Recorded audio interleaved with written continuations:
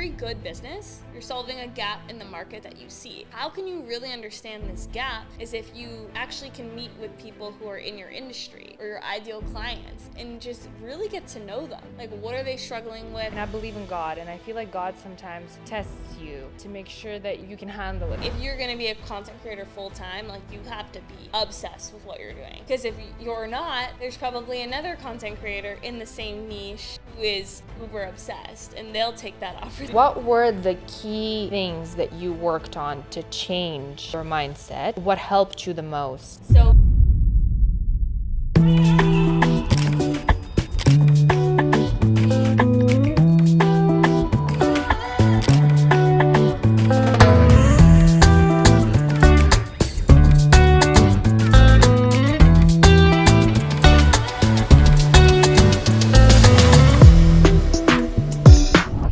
welcome everybody back to CATAMANIA. You guys know the usual spiel. Please feel free to, or actually don't feel free, but please do give it thumbs up, hearts, whatever the like button is on the platform that you're listening to this on. Share it with a friend, leave a comment, DM, whatever it takes. I really appreciate all of your support. I have with me here today Miss Ayesha Sehra.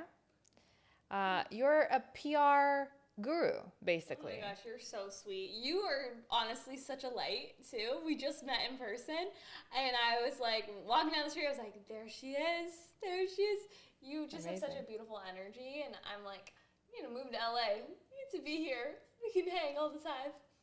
Thank you. I appreciate you saying that, and likewise. I actually, when I was, because you were just around the corner, and I punched in the name of the cafe that you told me you were at, and I looked up, and I was like, that's her. She's not at the cafe. That's her. I know that that's her. So the feeling is mutual. So you moved to LA from Toronto. You're a fellow Canadian. Is it true what they say? You know, you mentioned I have good energy, but is it true what they say that LA has a lot of dark energy? You know what? I'm very much on, like, I'm a very energy mindset, positive person. Like, people will meet me and they're like, you're very positive. And I believe that you have to, like, it's a vibration. It's like you have to operate from that. You have to program yourself to choose the positive self-serving responses, so when life does get hard, like you know how to handle it, because also it's like that's what builds character, grit, all of that. So I will say my answer around this is going to be very positive and optimistic. I think that you attract what you are. Mm-hmm. And it's like if you are operating from like a low vibrational state, or you're someone who's like likes to talk about drama, and like you attract almost like that toxic energy. I will say, moving here and reflecting on my journey since I've walked in and we're all connecting, definitely when I moved here, I dealt with a lot of like people who weren't my type of people, a lot of negativity, a lot of not great energy.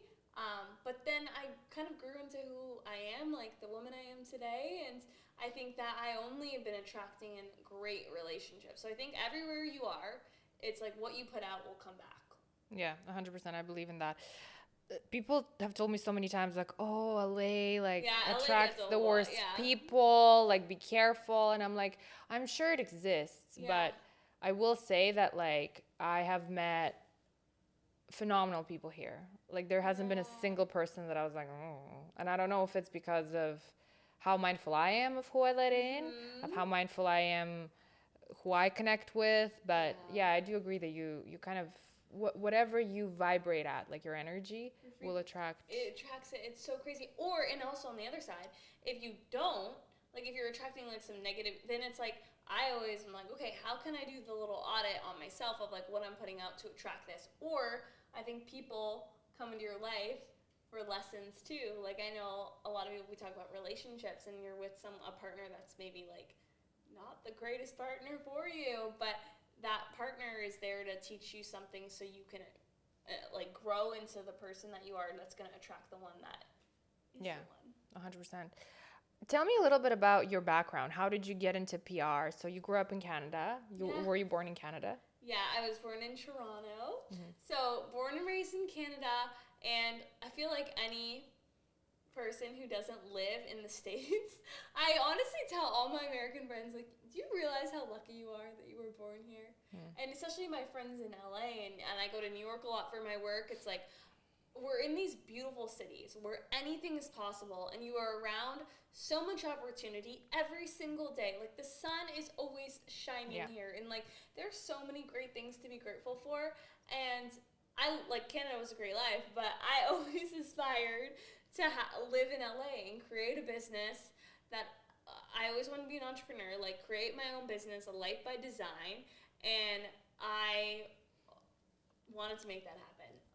Unpacking that, not easy. Way easier to just come here and travel, do the LA stint for a week, and then go back home, because you definitely hit so much things about reality, right? Like legally getting a visa, getting status to work here, building a business that can be really financially abundant so you can live the life that we see on Instagram that people have, because there's also different pockets of LA, right? And in order to live like the life that we probably all see LA to be, yeah, financially your business does have to be at a certain point because of how the cost of living is, the lifestyle. So there's so many like layers to it, but long story short, wanted to move to LA, had no family, no nothing here, but the way to do that is you have to have a visa, right? And there's different types of visas. We can go in over and on to go and do it.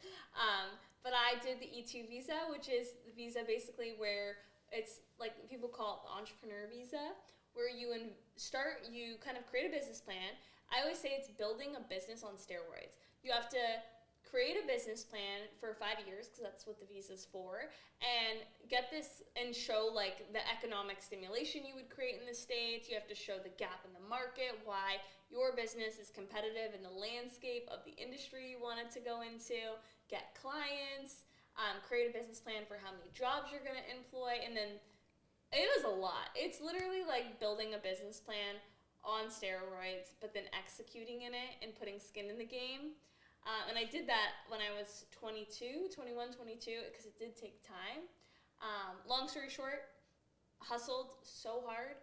I saw a gap in the social media marketing, digital marketing space, and I wanted to work with thought leaders, so personal brands, influencers, and do all layers of their brand that I saw that I could really deliver in. So, all their PR. So getting them speaking opportunities, podcast placements, media training, getting them brand partnerships, helping them with their creative, with their day-to-day social strategy, booking them for different shoots and collaborations with other talent. I kind of would create a 360 business plan for a client on how I would propel their personal brand, their public figure, their image in the landscape that they wanted to be in, depending on their industry. And it's very, like, there's so many layers, but if anyone's watching on video, I think of it as, like, this is your personal brand, this is your name, and then out of it, there's 7 arms, because you should have multiple streams of revenue and income, and that honestly creates an empire. Because all these people that you would work with, too, that, like, everyone who is familiar with this content space, it's like, yeah, there's a lot of ways these influencers monetize, and they've created such insane empires for themselves.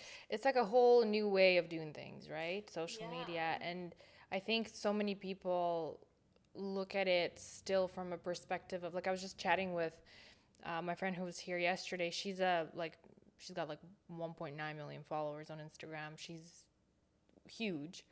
And she says she still gets messages like, oh, do you even work? And she's like... It's insane. They work harder than anyone because you're always on. Yeah. Like, anyone normal will finish a work day, and then maybe they're done. No. Especially in PR. Oh my gosh. Usually every evening, it's an event, a PR event. Yeah. And then there's once I finish a PR event, there's so many other layers that go on behind the scenes. I always front load my weeks too. Like Mondays, I work till very late at night, and I believe you have to love what you do. Like if you're gonna be a content creator full time, like you have to be obsessed with what you're doing. Yeah. Because if you're not, there's probably another content creator in the same niche who is uber obsessed, and they'll take that opportunity. It's competitive, but I think it's like a sport. Entrepreneurship is a sport. Is that something that you started when you were 22, which is I mean, that's a very young age to realize that, hey, I'm embarking on the path of entrepreneurship. The only reason why I'm saying that is because at 22, so cool. Yeah, but at 22, I was like convinced that I was gonna climb up the corporate ladder. Like I was in my, ready to go. I'm gonna be the greatest auditor, accountant, whatever, right? I love that you were an auditor. And then it was like a recent development that I was like, I need to do my own thing. Like I'm out kind of thing. I need more freedom. Yeah. Even though you end up actually working a lot more when you're building your own thing, oh my but God, it's a totally different thing. Like people don't realize. They're like, well, I'll quit. There's all those videos online, right? I've quit my 9 to 5 to work 24/7. You know what I mean? That's facts. But did you always know that was going to be your path? Like, at what age did you realize that, hey, I'm going to be an entrepreneur? And how did you get into PR specifically? Yeah, okay, so first part of it, I think everyone is on a different timeline.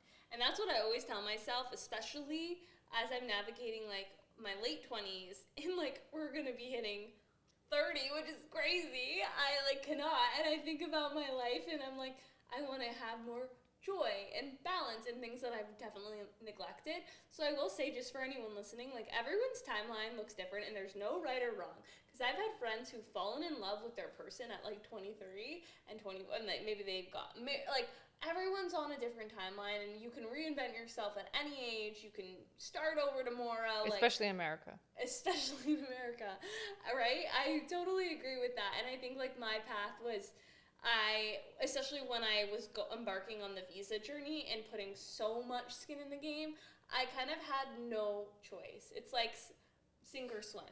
I was like, okay. Yeah, that was like a really great motivator, hey? Like you had to do it, I had otherwise. No choice. Yeah, otherwise back to Canada. Yeah. And like also when I think about the what ifs, like when you like go through that path of the visa and you invest in the company and you move your life here and you start building this company. If I ever entertain, like, what if this doesn't happen? I'm actually so screwed because, like, if it doesn't happen, I didn't even know where that money would, because it's in the U.S. Like, that, I can't technically fly in after, too. If you got denied, there's, like, a period. I was also, like, I got a lease because I was here building the visa, and I was Airbnb-ing for so long. So this place came up and my mom and I are really close. My mom was like, take the lease, just do it. And I started like furnishing this lease because it was an unfurnished 1 bed, 1 bath, I remember. And I was like, wow, I've like built a life here and like built my own home. And now I'm going to fly home, go for this interview that thank God I got the interview.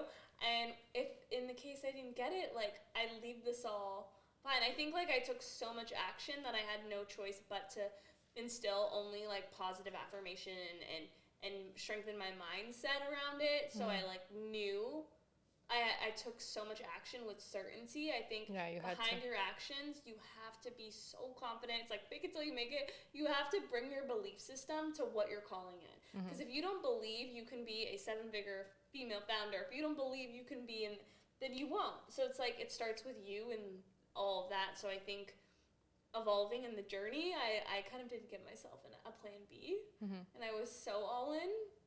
And then with PR, I don't think people can just like go into PR. Whenever I meet with young entrepreneurs who want to go into PR, I always say like, work for the best of the best. You want to start your own PR agency, I actually recommend working for like the best PR agency in whatever city you live.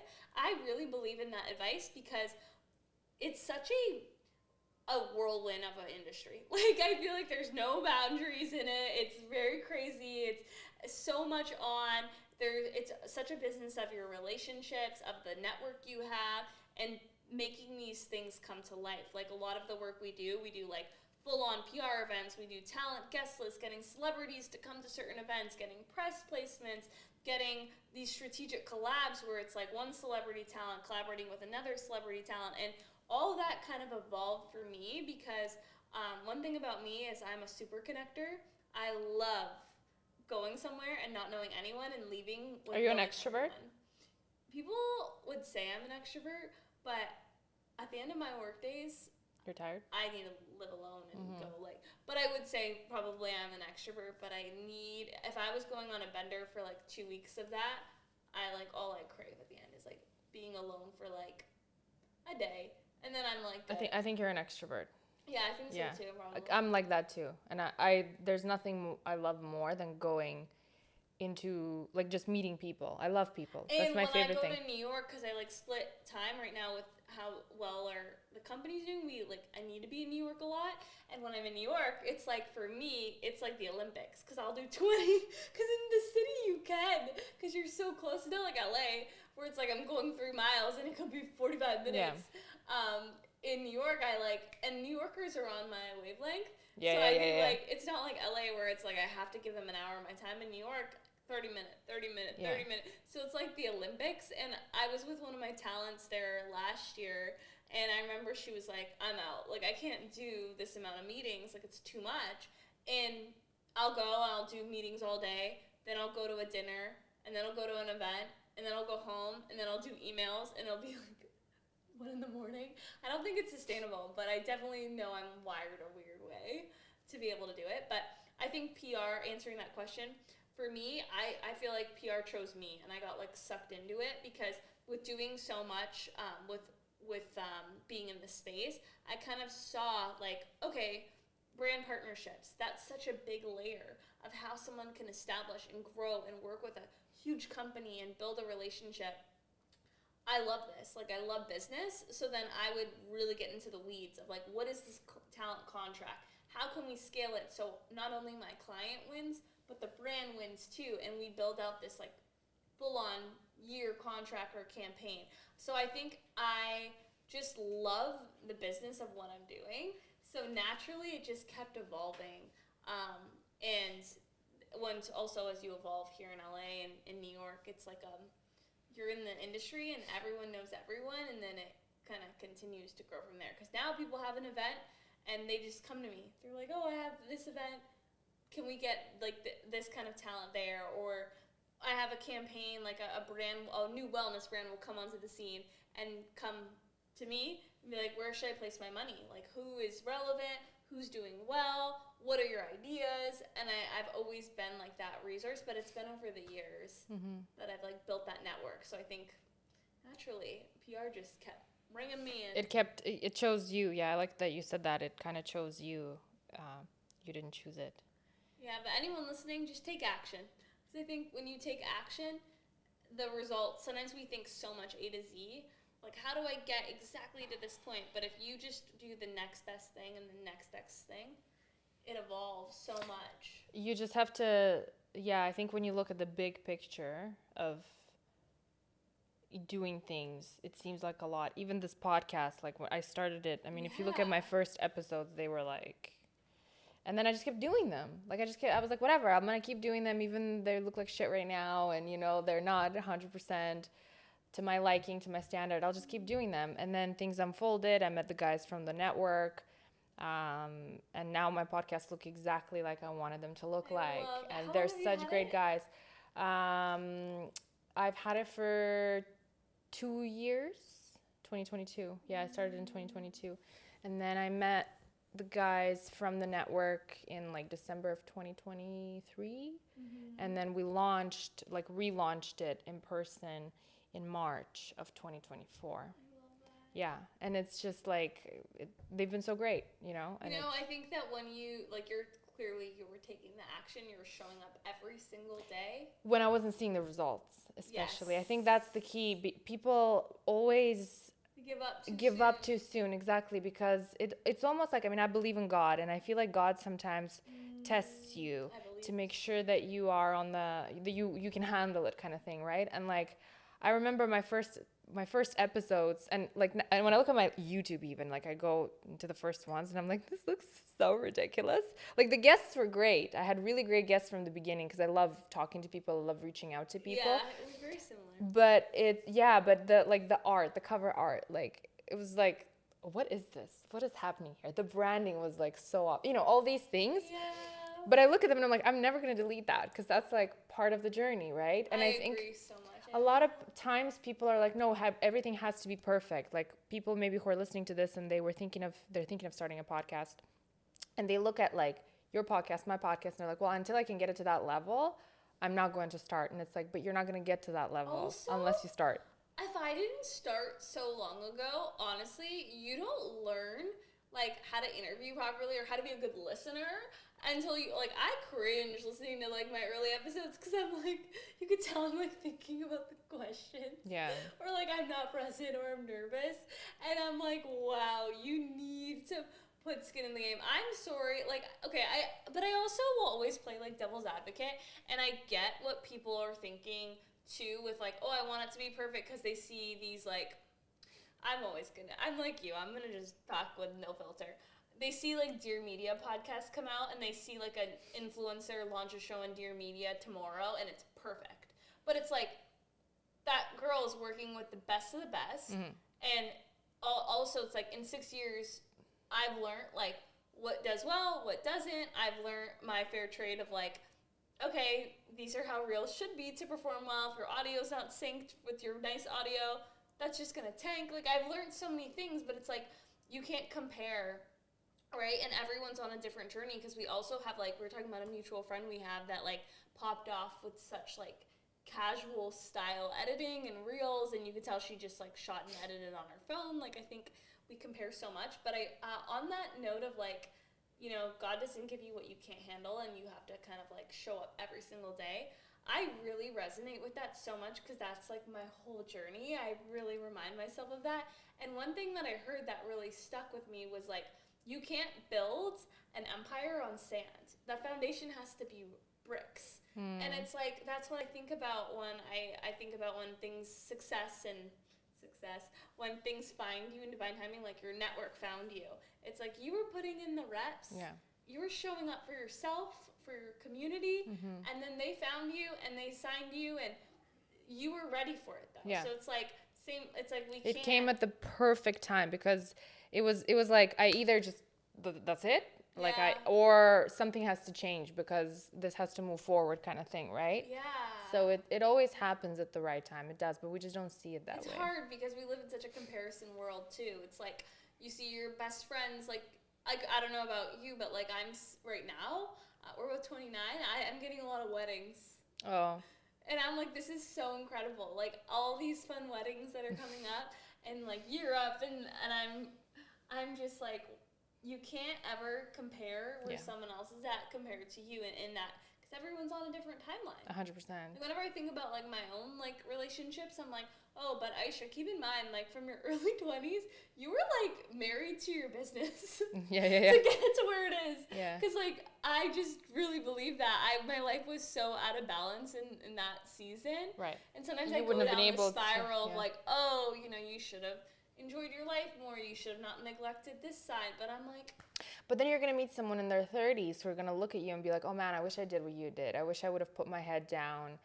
And built a business. Like that all the time, there you go. Like, but I would rather do that. Like there you go. It's always. I would rather. My hair is straight as fuck naturally, and I curl it because I like curly hair, right? Like it's the same shit. Like we're just always do that to ourselves. We're always doing that. We need to end that. It's like a mindset. Well, I think social media, even though like without your following us on social media, we won't be here. And without you spending time on social media. But I think social media plays a huge part in that too. Because you see somebody's highlights of their life and you think to yourself like, oh, you know, look at where this person's at in life. Why am I not there? And it's like, you should stop doing that. Yeah, take inspiration. It's so much about how you view it. Like you just said, like the inspiration. It's like, I think that with my work especially, I have to be online. Like, even if it's not to, I'm trying to get better with like documenting and like, sharing more about my day-to-day, but even if it's not for that, I need to be on consuming because it's so important for my business and like to know what talent my clients we should be collaborating with or what like it is so important for me to always know, especially when we're doing strategy meetings with brands, what content's going viral, what trends do we need to hop onto. But I think that that's why I double down every single day on like a mindful routine with journaling, with praying, with meditating, because if I don't like put on my armor first, and I think of it as like a positivity shield in my head, if I don't like really work on like how I'm gonna view the platform and show up, then all those things I feel like can actually 100%. I always say like if you don't find inspiration in it, close it close it, do something about your mindset. Yeah, because like you said that too. You're like, close it. Just close it, because it's going to be a detriment to your mindset, you know? And because when I go online and I see somebody like doing stuff in their life and I'm like, whoa, that is so cool. I wonder how they did it, you know? That's the right mindset to be online. If you don't have it, if you catch yourself being like, oh, why am I not in this place that this person is in? Or why have I not reached the level that this person has reached? Immediately close it and go work on your mindset. 100%, period. Right? Like that's just... Also, it's like, it's so true. And also I work with a lot of creators and influencers, and I also respect when they're like, you know what, I need to get into my creative process and not consume so much. Like, I so respect that too. It's like knowing yourself. Yeah. Because some people get inspiration from it and like get juiced up, and then some people need to just turn it off for a week or two. Yeah, 100%. So let's go back a couple of steps here. So PR finds you. At what point, like, how did you start? You know, because people are going to listen to this episode and they're going to see like the top of the game that you are at currently.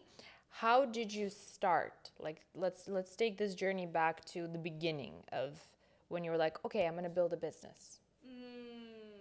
So I think the biggest thing that's like tangible that I did was I put myself out there a lot. Like, I would shoot my shot all the time and be so okay with no's, but to understand, like, okay, if you're gonna create a business, you need to have an IP, an offering. It's like your brand. You have your IP of like what you're known for.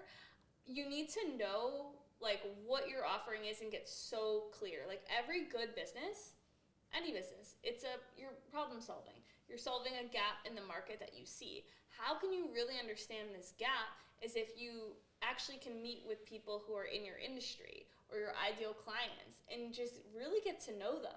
Like, what are they struggling with? What gaps are they seeing? Like, I knew just from like different brands that I would put myself out there to meet these founders, areas in their business where, you know, they maybe were lacking or they couldn't get, or especially with how I started and like brand strategy and consulting and a lot of that like social strategy.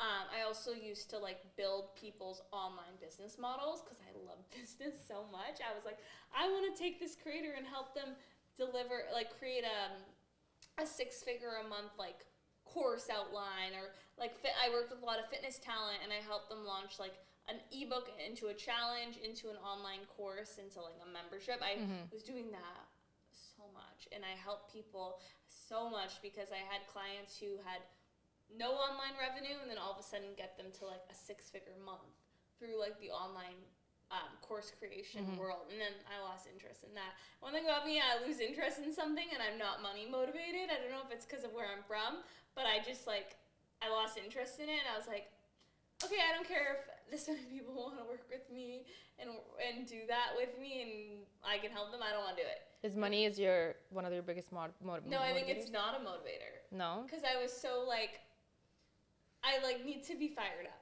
with like what I'm doing. Okay. So I think I like was doing that at scale, and then I lost interest, and I was like, okay, let's reposition. That's I'm the same way, and I actually struggle with that. That's one of the things that I'm really trying to work on, and it brings me peace that you have it, because obviously you're doing very well. You know what I mean? But like you have very similar traits in that regard.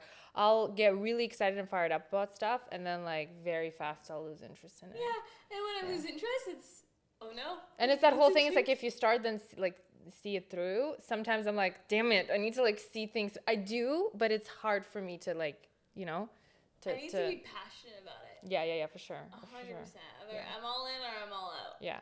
Okay, so you decided that that's something that you don't particularly want to continue to pursue and help. Yeah, so I evolved the strategy, the scopes, the offerings. But on that question, I think the biggest thing when you're starting is like to get so clear in what your offering is for your business. Like, what is the problem you're solving? Who are you helping, and how are you helping them? And getting super granular. So I would meet with different founders that I would just like message to go for coffee with. And I think age was such a helpful thing to leverage, and like being really genuine and getting to learn from like different influencers and putting myself out there to meet new influencers and talent. And that's when, and then also going to certain events, like just really putting myself out there to expand a network in LA, and then understand like what these thought leaders, these coaches, these personal brands, these content creators needed. And then that's how I really evolved my offering I'm an agency, so my offering. And then also, when you deliver that offering and you get your first client, you just need one. So once I got my first client, it was a ripple from there. Because obviously, if you are doing something that you love and you are helping people, now I'm at the point with my business where I'm like learning how to say no more than ever. It's actually so challenging. And I never thought I would have been at this point. Congrats. To get to a point in your business where you choose to say no to people, it's hard. It's hard, but it's an achievement, you know? Yeah. It's an achievement because, you know, you're no longer at a phase where you're like feeling like you have to say yes to everybody. And no is so powerful because every time I say no to something, I get there's a yes opportunity that's around the corner that's even bigger. And it comes back to like honoring self and like inner work and like knowing what you're worth. Because I think maybe you can resonate with this, but moving from like being an immigrant to the States, and also my parents aren't from like they're immigrants to Canada. It's like you grow up, and I love them to death, like hardworking but scarcity mindset with money. For sure. It's like money is hard. Money is hard. Money doesn't grow on trees. Yeah. That was like it's the hardest thing to work through, like because I've reprogrammed my mind that I live in an abundant universe. Yeah. Anything I want, I can go to do you know Erewhon yet? Yes, I tried. My friend brought me a smoothie yesterday from. Now I feel like I'm really. She's such an LA girl. Oh, she is. She's originally from Russia. She was like the Britney Spears of Russia, so she moved here and she loves living here. She was just in Russia too, and she had like a retreat there, and she brought like the ingredients and mixed up the smoothie there to kind of replicate it because they don't have it there. Obviously, it's only an LA-based thing. She said everyone went nuts for it, but yeah, I loved it. It was really good. So you get the which smoothie did she get you? The Hailey Bieber? Yeah. Knew it. Did you like it? Yeah, it was good. It was really good. It was very like how do I describe the taste? Like very soft, like soft and gentle. Wow, smoothie soft and gentle. English has left the building. Very like the flavor was really pleasant. There we go. Yeah, very pleasant. Did you like it? You know, I'm not a strawberry gal for smoothies. I'm like a peanut butter banana kind of gal for smoothies. Oh, okay. They have a really good smoothie. Their mint chip energizer I really like. It's actually really good. But yeah, Erewhon is super. It's like I always when I moved here and I was like, one day I'm gonna do all my groceries here, and it's like I remember it's not a cheap grocery store if you are. Isn't it like what's the deal with it? There's valet parking or something at it? Everything is like a lot more expensive. Amazing quality, organic, all of those things. But like, if you like, they're known for their cool smoothies and their coffees. Like you can I can get a matcha latte and I'll spend like $20 because I add in like cinnamon and French vanilla stevia and a house-made nut milk and like $20. America's like I fucking love like this place. You know like, what I mean? Like nowhere else in the world. Matcha, though. Like a smoothie more. Yeah. Like they have like, but it's an experience. I always say to people, and also it crushes. So how can you? Yeah. Shop wherever you want to shop. Trust me, I love Trader Joe's too. America has Trader Joe's. We didn't have that in Canada. Yeah. I love Trader Joe's. I would live by I would move to America just for Trader Joe's. That's what all the Canadians say. Like it's My so family, good. When they come here, they're like, we need to go to Trader Joe's. I'm like, because we don't have anything like that in Canada. Like we have in organic Canada, it's just like, stores, but it's really controlled there. Like they have like the one. Like they have the Canadian Superstore. Yeah, everything is controlled. I feel like it's like a blessing get me started. and a curse. Yeah, for it's sure. It's definitely a blessing at times, but then the quality is good. Yeah. Like living in Canada, I didn't have to question so many things. Now here I'm like, it has to be organic. It has to be this. But I think it's like that in Canada as well. Okay. To be honest with you, like I really have to watch I'm really diligent about how I eat. And I have to watch as well. And I think California has way better produce in general. Yeah, because it's like grown. A lot of it's here. Yeah. Farmers markets are amazing. I go every Sunday. Yeah. Like, I think that the quality of life is so special and amazing. But definitely on the note of like money and abundance, it's an expander. Like when I moved here, it's just been like the biggest growth and evolution on like your mindset and your relationship with money, because also if energetically you are like you have a broke mindset, you're not going to attract in. Let's dive into that. How did you change that? Because I grew up in a very similar situation, and then I got worked so hard for everything they had. I grew up when I was very little, up until maybe I was 11. I was in borderline what would be considered in this part of the world poverty. Like, we were living in poverty. We didn't have a sink in our bathroom. There was like black mold all over our walls. Then my parents did a little bit like better financially, and we moved to a better place. But I then got hit with a move across the globe when I was 2 months away from turning 17 years old. And I got like into this insane scarcity mindset, because I was like, well, if I can't like pay rent, I have nowhere to go. Like, I have no parents, no family here, kind of thing. So for me, it is still a journey. Like, if there's something that, not even like a financial struggle, but if there's something that I can't afford, if there's something that I want and I can't afford, boom, it comes right back, and I get into this mindset of like, oh my god, like I fall back into the old patterns, and I have to really work hard and watch my mindset to like get out of it. What's the pattern that you're noticing? Disbelief in my own ability to make it happen. Like, when you can't, like, say there's something and you like can't afford it, or like, oh, that's expensive. What's the innate thought that comes up? Like, what's the first thought that comes? The first thought that comes is, the feeling that comes is anger. And the thought that comes is, well, why can't I? Like, I know I have it in me to like generate enough to be able to, like, why can't I afford it yet? Like, the thought of, that's a good question. Like, I can't pinpoint to exactly what I'm thinking in that moment, because I just get angry. Yeah. And then I have to be like, wait, hold on a minute. Yo, you have food. You're doing well. You know what I mean? Like, then I have to like. I always like, I love Gabrielle Bernstein so much, because she's like a huge like spiritual guru in the States, and she's helped me a lot in my own journey, just from like reading her books and consuming all of her content and all that. And like, one thing that I really, really believe is abundance breeds more abundance. So one thing that I've done, and I still continue to do, because I'm in the same boat as you, like, trust me, as I grow in my career, I think I'm around people who are like insanely successful entrepreneurs and founders. Like, their companies are insane, and I get it, because they kind of have to be at that point to also hire PR and like. And I'm not there yet, but I like see it as such an expander. But I always tell myself, like, abundance breeds more abundance.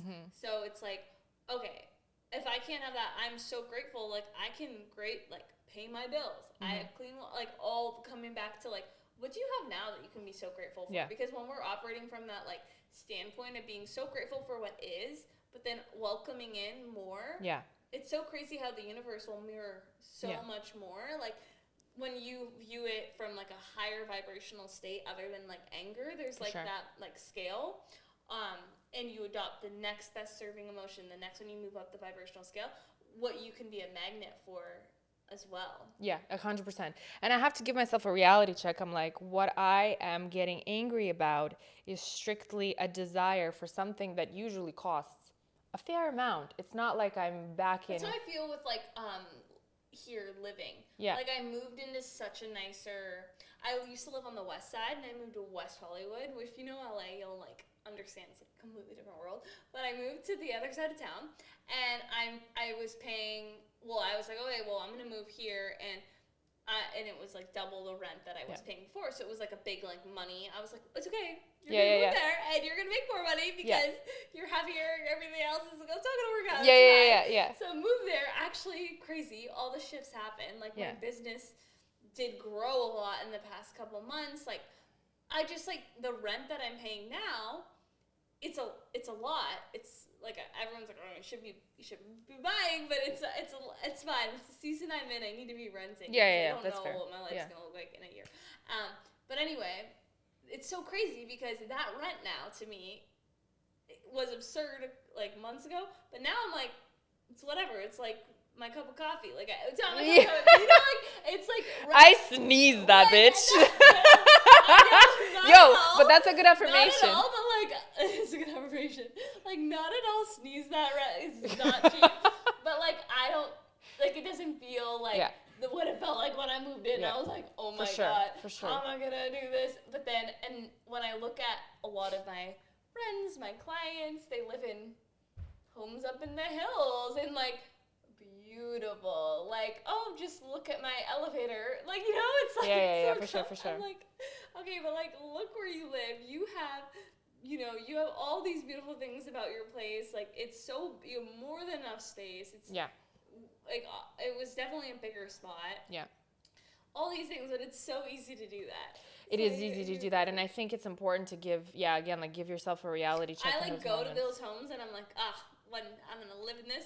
I love it. I love being here. I sneeze that. I actually heard that. Put that on a shirt, girl. I know. I sneezed that. I heard that. You know. I heard that from the gym I used to go to. I wish I could take credit for that, but I can't. No, it's yours. It sounds like it's yours. It's I heard that from the owner of a gym that I used to go to. Somebody came in and like they were talking about like a price of something.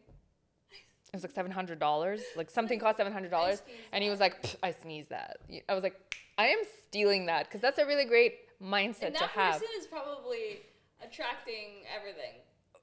Literally, exactly, yeah, because you have they're that. They're not phased about money.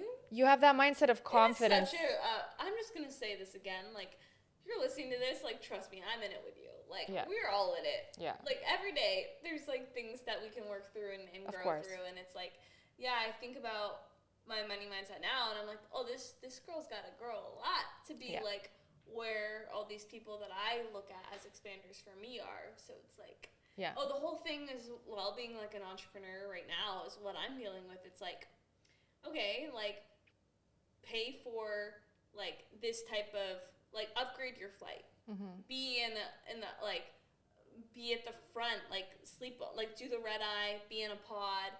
Spend the money because then you can save your time. You can fly overnight. Then you land in New York and like, or like hire a stylist so you can like not have to think about packing. Yeah. And you can look amazing because in our space that we're in, not every industry is like this, but like a lot of events, a lot of content. Yeah. It's like you do have to kind of like think through your outfits. Of course.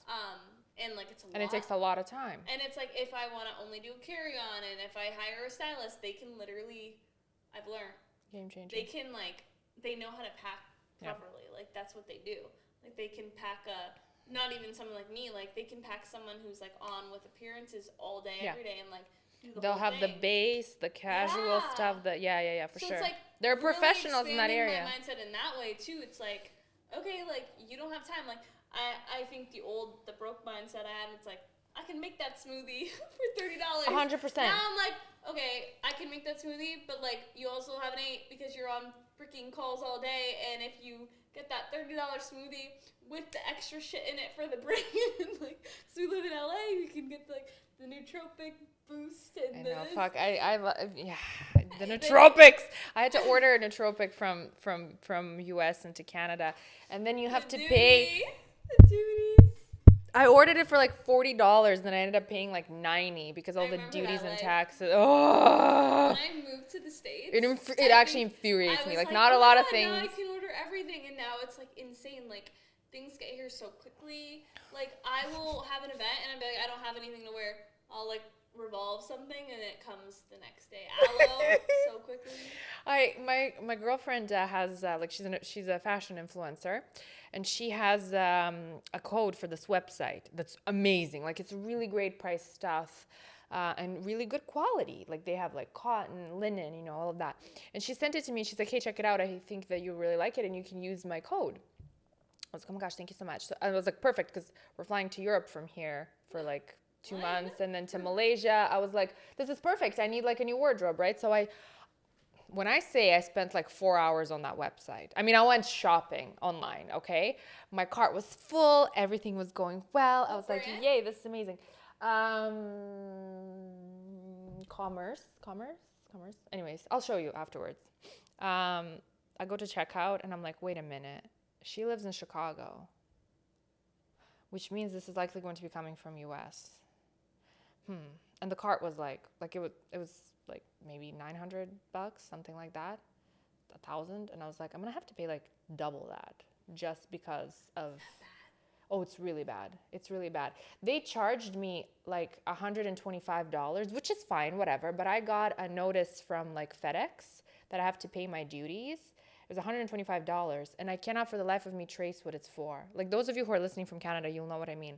And I'm like, I'm happy to pay it, but what on earth did I order that is $125 on top? I have no idea. I think that a brand sent me something, and then they didn't factor in the taxes. It's gotten to a point where some brands that want to send me physical products, like there was a jewelry company that I wanted to work with, they were just like, when you come like to our country, we'll because we like this is way too, no, we're not doing it. And I'm like, I understand that because you have to declare the value of the goods. And then on top of that, they add the duties and taxes. Anyways, can you tell how frustrating that is? I feel you. That was like me growing up in Canada. Yeah. With supplements. I like love wellness. And like sometimes it wouldn't even cross because they would be like, oh, this is protein. We don't like, I don't know. They would be yeah. Like They'll that. do weird shit. Like, Yeah. Wait, it's pre-workout and protein powder. Like back then I would love like a pre-workout. Yeah. And all those things. And it's like, no. And I was like, it's not drugs. Like, why? I know. Anyways, I could record a whole episode about the frustrations I currently have with Canada, but that's going to be a whole other conversation. I do want to go back to the mining mindset because it's I love that subject so much. What were the key things that you worked on to change your mindset? What helped you the most? And when did you start seeing results? So what is what are some of the most important things that you had to do? We're going back, okay? So I don't do these now. Maybe I should, but like back then, I remember this to a T. I wrote out on a piece of paper with a Sharpie, and I was in an Airbnb, mind you, so this is not my home. So I couldn't like put up cool art on the wall. So I just like took blank paper. I literally did this, and I'm very into personal growth and everything. So then I wrote out affirmations. So honestly, let me like pull some out of my phone because I have like good ones, like money affirmations from before. And honestly, your phone's amazing. You can like pull up things from like 2020, you know? I know, sometimes I'm like, if somebody finds this. Okay, well, these aren't probably the ones I use because this is like more recent. They're gonna think I'm a psycho. But like, just saying. Like some of the shit that's in this device, and I'm like, I need to go back and like delete some stuff because, it shouldn't be there. But it's all good. I'm open to receiving wealth, health, happiness, abundance, and all the love the universe has to offer me. Everywhere I go, I prosper. I am fulfilled, happy, and grateful for all that I have and all that is coming my way. Abundance and prosperity come to me naturally. Ooh. Abundance and prosperity come to me naturally. What did you do when it didn't feel every day true? Didn't feel true. So Yeah. I would like literally I had these like, I would write, and I wrote them out because like, I'm sorry, some of the good I like how she says, can you tell she's from Canada? I'm sorry. I caught you say that a couple of times. I'm like, there she is. She was a Canadian. Every American's like, oh, that's funny. I'm like, same with the bell. Yes. I was on a plane from Miami Dallas, or Miami, Houston, Vancouver. I can't remember. A couple of months ago. And I said something. This lady's like, oh, are you from Canada? I'm like, how'd you know? And she's like, you said about the way you say it. Or also when I'm really nice to people, and I'm just a nice person in general, like, hold the door open for people, say thank you. I'm that bitch who knows everyone's name at the coffee shop that I go to, and I ask them out. And people are like, why are you so nice? And then when they get to know me and they realize I'm Canadian, people always say like, oh, that's why. I'm like, no, but there's nice people who are American like that. Like, yeah, there's... people need to be nicer in general out here. Americans, I find, they're a little bit more my vibe for one particular reason. They're blunt. Americans are a lot more blunt than Canadians are. New York. Probably, because I come from a culture where like... New York is very like that. Yeah, yeah. And what I like about Americans is they have just Russians a little bit do more... everything right. They're like very like... You heard that? Everybody heard that? You guys are all my friends, all my girlfriends who are Russian, are just like so like it's like Virgos. It's like punctual, precise, like prim and always great. Yeah, everything has to be like to the point, and we don't mess around. Like we don't mess around with relationships. So we don't mess around with anything. Like if we're doing something, we're doing it. If we're friends, we're friends. Like I'll move mountains for you. If you betray me, I cut you out of my life with no remorse. There's no further discussion. You know, like things like that. So yeah, but it's nice. You guys are always like, it's maybe how you're raised. Honest. Yeah, but we can be intense. Like with some. Alex always says that to me. He's like, because he's like such a diplomat. He was raised in Canada, so he's Serbian by descent, but he was raised in Canada, so he's like very Canadianized. Let's just put it that way. So he's always like, listen, like when you're debating people about politics, you have to stay calm. You can't just lose your shit. And I'm like, especially if I'm having a couple of glasses of wine, I'm like, rah! He's like, listen, in order for people to hear your perspective and not lose their shit, you need to, you know. Okay, yeah, sure. Anything you want, anything. I really want to hear it, because I'm like the nice Canadian who's very open, and I love learning, and especially living here in the States, I can't vote. I'm on a visa, but I love listening to different views, and like people here especially, like it's a very heated time. It is, but I'm all about like learning and growing, and it's so cool to me when I get to hear people who are so passionate about, because I think it's just...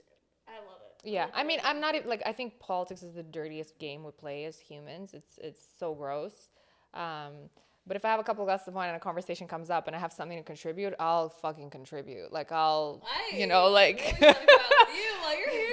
Especially if I have a couple of glasses of wine, I'll start like. Anyways, it gets intense. But I think that's just it's from the nobody like in my culture nobody gets offended. Like you get intense with one another. You like kind of scream. You whatever you let each other's feelings and opinions out. Yeah. But everything is like super chill, super cool. So I find I struggled with that in Canada because people aren't receptive to that. They'll be like, why are you so intense? And I'll be like, okay, I need to calm down, But anyways, I want to go back to the money. So when it didn't affirmations. So affirmations is what helped you. In that stage. Now I actually never do it because it's so much of the biggest thing that I've learned with affirmations, it's not just you reading it, but it's you reading it and believing it and visualizing and marinating, and that's the other biggest thing. I would visualize myself in the reality, in the vibrational state of what I was calling in. Okay. So I would go to Erewhon, could you not? And I would walk through the aisles, and I would be like, I'm doing all my groceries here. Oh, were you actually grocery shopping or no? I wouldn't really get my groceries. Okay, so you would just go there. I like that. Yeah. I'm just gonna be so honest. Yeah. Because I think that's the other thing, especially now having my business where it is, people don't. Why are we lying? Why am I gonna lie and say, oh, I went to Erewhon?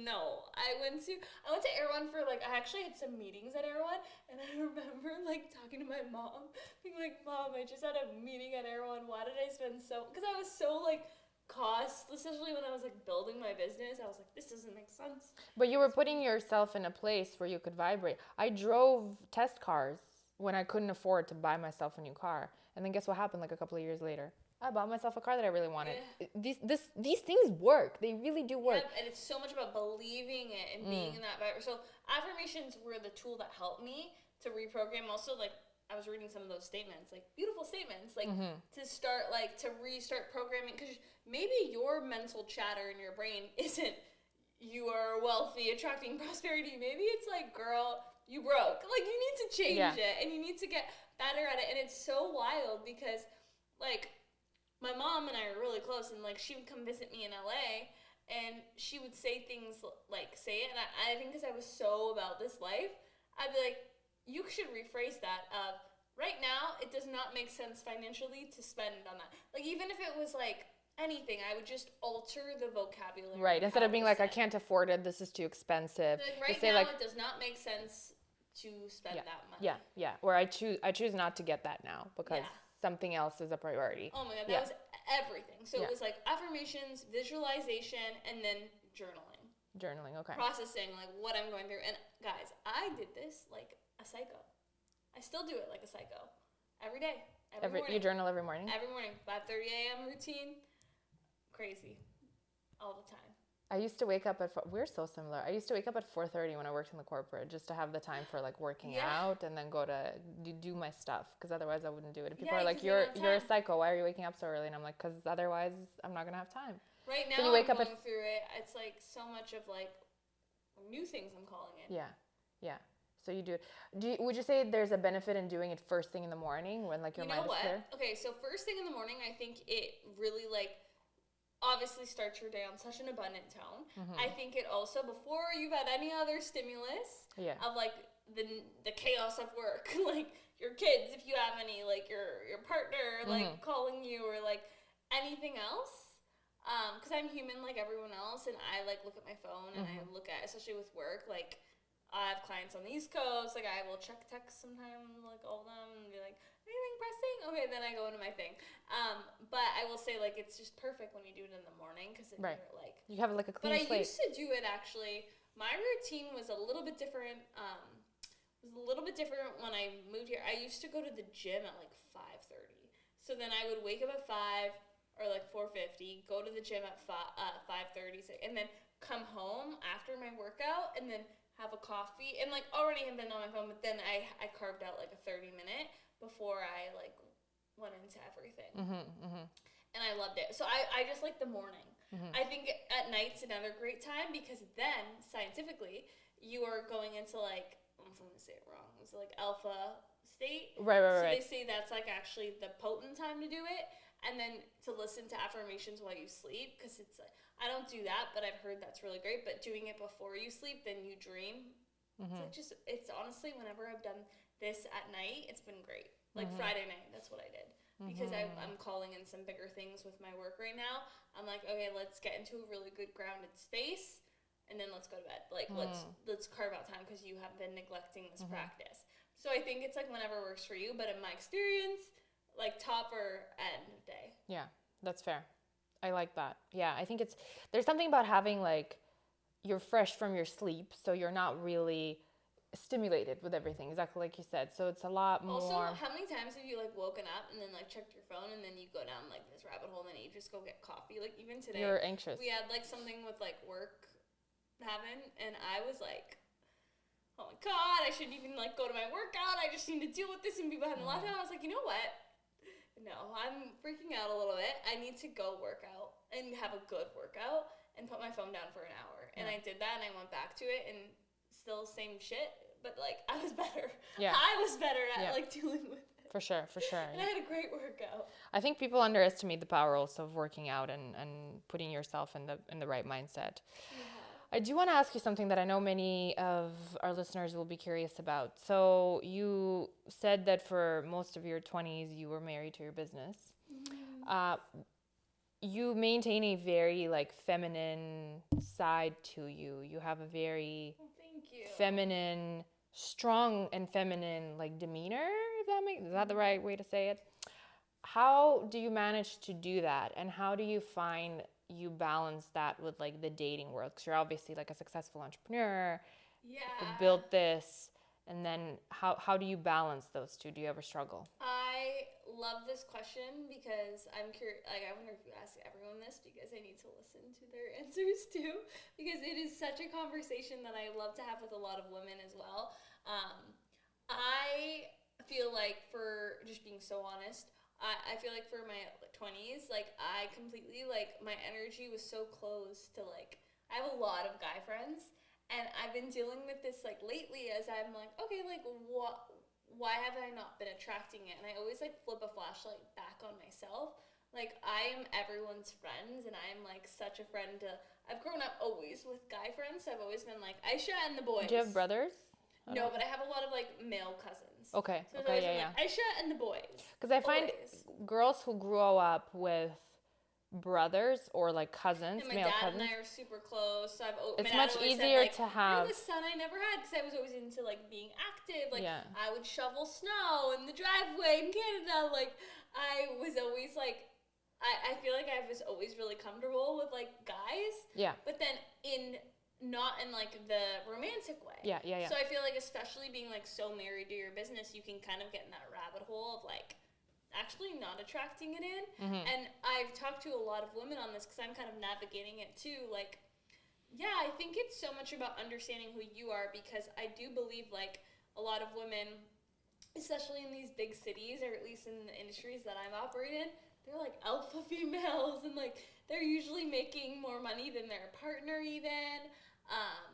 And it's like, I think so much about, like, I've interviewed couples actually on my podcast because I'm so interested in this topic. Yeah. And I think it's so much about the balance of the masculine and feminine energy, and like knowing like in your relationship, I know I don't know you guys, but like you are obviously like an alpha female in your work and everything, and I'm sure there's times in your relationship where like it's like he lets you be in your masculine when you need to, and that's so important, but then you let him be in his masculine when it's maybe like a date night and like he's choosing and he's taking the lead. And like I think it's so much about being self-aware of that. 100%. And that's something that I'm trying to realize in like how I show up, or like, okay, one of the things that I do all the time is because of my work, it's like I could easily like organize, if I wanted to organize a sick date, I could, because of what I do. It's like I can get us a res where we can't, like I get FinComp, like I can do that. And I'm like, wait, Ayesha, you cannot do this. Right. Yeah. Just let you have to pause yourself. It's tough. Like I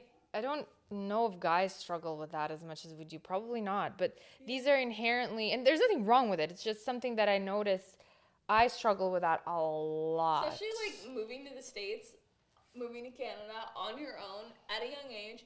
You're like fend for yourself. Like, you have to do everything and provide for yourself. You become the independent masculine guy you seek to be with, for sure. Like, it's a real thing, and it's very, I think, like, one of my friends recently told me, she's like, wait, you struggle with that? You don't look like somebody who could struggle with that. Like, you have everything in balance. And I'm like, I have absolutely no idea what balance is. Like, honestly, it's very hard for me. Very, very hard. Much harder than I make it appear to be, I think, you know? And it is a struggle, because we obviously want to be the, go-getters, the alphas in the business, but who was I chatting with the other day? Aggie, the biohacker? I was with Aggie on Friday. I saw her this morning at the gym. Oh, amazing. We go to the same gym. Amazing. Yeah, she's so great. And she was so funny about it. I asked her this question, and she was like, you just turn it off at home. Like, no biggie. Like, you know what I mean? She's like, just flip a switch and you turn it off. Like, it doesn't have to be a big deal kind of thing. And I was like, yeah, I think probably that's the approach you need to take. Like that advice. Yeah, just flip a switch. You get through that door, you flip a switch, and you're good. I would love that too. I'm dead. But it's tough, because obviously, like what you were saying too, and I've seen it with a lot of women who I've talked to. Yeah. But you work all the time. Like your work doesn't shut off. I think there's someone. I sound cheesy, but I really mean this. Like, I think there's someone out there for everyone. So I think that if you're listening to this, you're a male, you're a female, it's like your person is out there. And I think like I've seen like very masculine alpha females, and that I like look up to and listen to their podcasts, and they're so motivating. But then I hear like, oh, their partner is just even more in their masculine, or like and everyone, it's different. Like, there's some more feminine guys out there, and like maybe their partner isn't, maybe you're not the right person for them, but then there's another partner that is. Like, I think that there's a type of person for everyone, and 100% person will match what you need. 100%. I believe in that as well. Ayesha, thank you so much. Any closing statements for anyone out there who's thinking of embarking on the journey of entrepreneurship? I love that. To do it. Like, fully believe in yourself. Do it. You're going to be supported. But you'll be supported when you take action and you take the bet on yourself. So kind of go full Nike on it and just do it. I like it. I like it. It's sound advice, honestly. I think people underestimate the power of it.